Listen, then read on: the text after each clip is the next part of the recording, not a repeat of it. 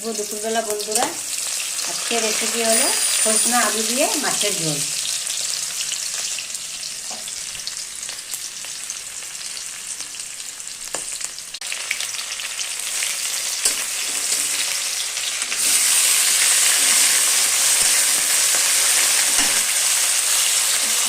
তরকারিটা অল্প টক করবো।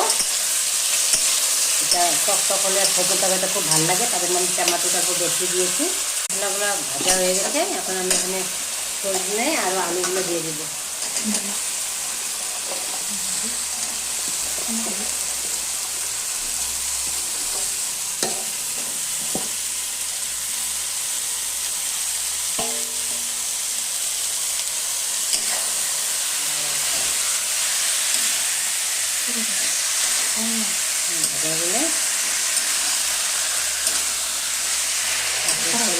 সুন্দর করে মশলার সাথে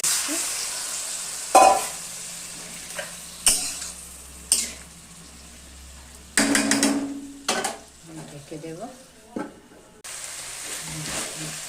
ভাজা ভাজা হয়ে গেছে, এখন আলুটা আমার সিদ্ধ হয়ে গেছে, আমি জল দিয়ে দিচ্ছি।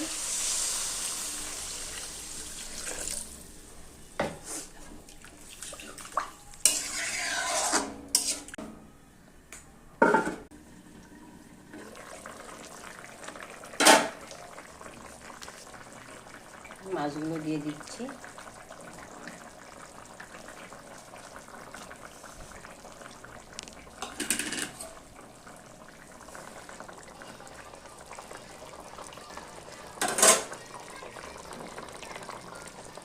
তরকারি কমপ্লিট।